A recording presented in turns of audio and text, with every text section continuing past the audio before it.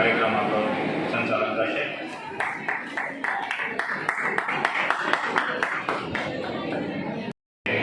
એટલે આપણે વાડી નિર્માણ માટે પણ જે આ દિવાળી પછીથી આપણે શરૂ કરવા જઈ રહ્યા છીએ, સમાજને આ કામ છે તો એની માટે હંમેશા બધા તત્પર હોય છે. એટલે એ રીતે આપણે પણ આજથી એવી જો દિશામાં આગળ વધશું. આપણા જ્ઞાતિના કોઈ પણ ગામમાં કાર્યક્રમો હોય છે, કોઈ જગ્યાએ લોકાર્પણ ખાતમુહૂર્તના પ્રસંગો હોય છે. કાલે રાત્રે અને 2 દિવસ પહેલાંની જે મિટિંગો મળી હતી એમાં જે બધા જ્ઞાતિના સેવકો છે, વડીલો, એમણે નક્કી કરેલું છે કે હવે પછીથી કોઈ પણ આર્થિક સહયોગ ત્યારે જ કોઈ લાંબો થતો હોય, ફરક કરતા હોય કે એમને હકીકતમાં જરૂરિયાત હોય. અહીંયા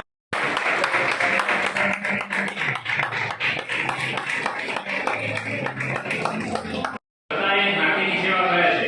જે જ રીતે ભારતભાઈ રવિયા અહીંયા ઉપસ્થિત છે, છેલ્લા સોફે બેઠા છે.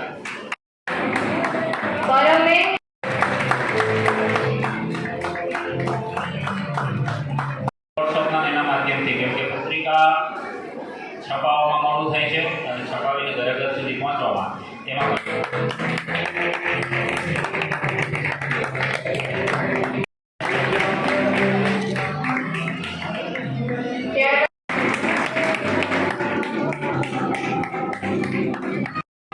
કોઈ બીમાર હોય તો એમને આર્થિક મદદ માટે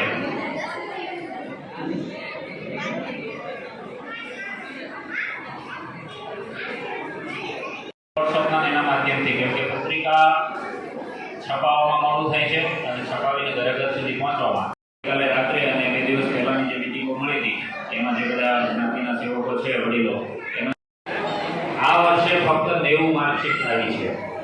એનો અર્થ એ છે કે આપણે થોડી આવશ્યક પ્રમુખ પદેથી એ રાજીનામું આપે છે. પ્રમુખ એટલે એક વ્યવસ્થાનો ભાગ હોય છે. વ્યવસ્થાના ભાગરૂપે આ કમિટીમાં નામ બદલાતા રહે છે, બાકી જ્ઞાતિની સેવા બધા લોકો સાથે રહી કરે છે.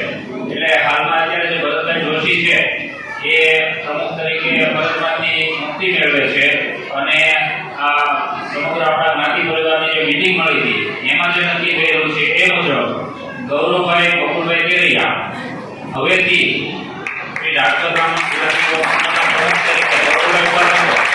મહાદેવ.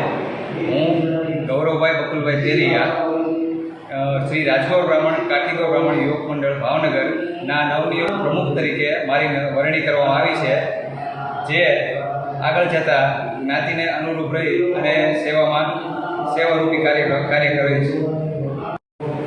શ્રી રાજકોટ બ્રાહ્મણ કાઠીગોર યુવક મંડળ દ્વારા આજ રોજ રક્ષાબંધન એટલે કે બળેવના પર્વ નિમિત્તે સમગ્ર જ્ઞાતિના વિદ્યાર્થીઓને બાલ મંદિરથી લઈ અને તમામ ડિગ્રીના વિદ્યાર્થીઓને પ્રોત્સાહિત કરવાનો આજનો કાર્યક્રમ ભાવનગર ખાતે યોજાયેલ, જેમાં જ્ઞાતિના વડીલશ્રીઓ, મહેમાનશ્રીઓ, દાતાશ્રીઓ તેમજ રાજકીય આગેવાનશ્રીઓ, માનની મેયરશ્રી, શિક્ષણ સમિતિના ચેરમેનશ્રી, શહેર પ્રમુખશ્રી સૌ ઉપસ્થિત રહી અને આ કાર્યક્રમને બિરદાવેલ.